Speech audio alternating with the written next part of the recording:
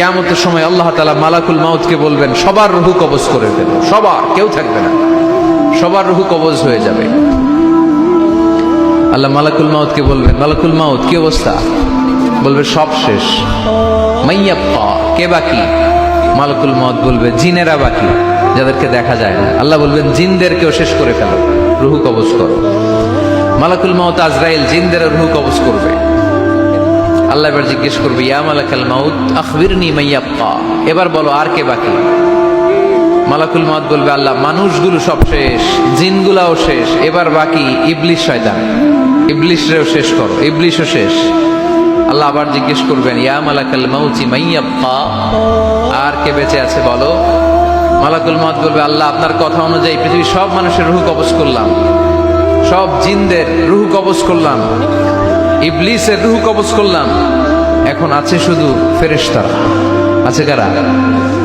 যাও ফেরেশতাদের রূহ কবজ করো, ফেরেশতাদের রূহ কবজ হয়ে যাবে। এবার আল্লাহ জিজ্ঞেস করবেন, ইয়া মালাকাল মাউত আখবিরনি মাইয়াব্বা।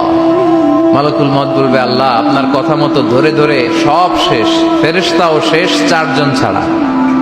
কয়জন ছাড়া? জোরে বলেন, কয়জন ছাড়া? ইসরাফিল, জিব্রাইল, মিকাইল, আজরাইল। আল্লাহ এই চারজন আমরা বাকি। আল্লাহ বলবে, যাও ইযহাব ইনতালিক ইলা জিবরিল ওয়াকবাদ রূহা, জিব্রাইলের রূহ কবজ করো। ইযহাব ইলা ইসরাফিল ওয়াকবাদ রূহা, ইসরাফিলের রূহ কবজ করো। ইযহাব ইলা মিকাইল ওয়াকবাদ রূহা, রূহ কবজ করো। ওই তিন ফেরেশতাও শেষ। এবার আল্লাহ তাআলা জিজ্ঞেস করবেন, ইয়া মালাকাল মাউত আখবিরনি মাইয়াব্বা, হে মালাকুল মাউত আর কে বাকি আছে বলো?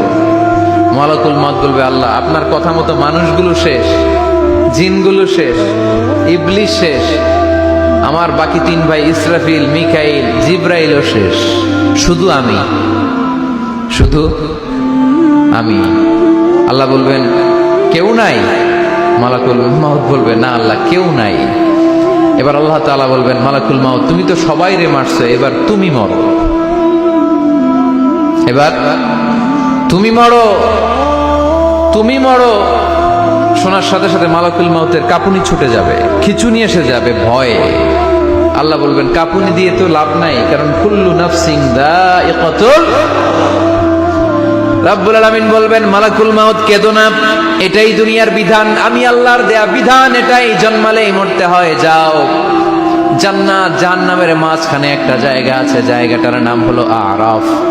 এই আরাফের মধ্যেখানে যে দাঁড়া, ওখানে যে মালাকুল মাউত কাঁপতে থাকবে। মালাকুল মাউত বলবে, আল্লাহ সৃষ্টির শুরুতে যদি জানতাম, সৃষ্টির শুরুতে যদি জানতাম সবাইকে মৃত্যুদান করার পরে, রূহ কবজ করার পরে আমাকেও মরতে হবে, তাহলে এই কঠিন দায়িত্বের ব্যাপারে আপনার কাছে ক্ষমা চাইতাম। আজকে আমারও যে ভাগ্য বরণ করে নিতে হবে সৃষ্টির শুরুতে, আমি এটা কল্পনাই করতে পারিনি। আল্লাহ বলবেন, নো টক, মত, ইয়া মালাকাল মাউত মর, মরে যা, মত, মরে যাও। বলার সাথে সাথে মালাকুল মাউত এক বিকট চিৎকার হাঁকিয়ে মরে যাবে।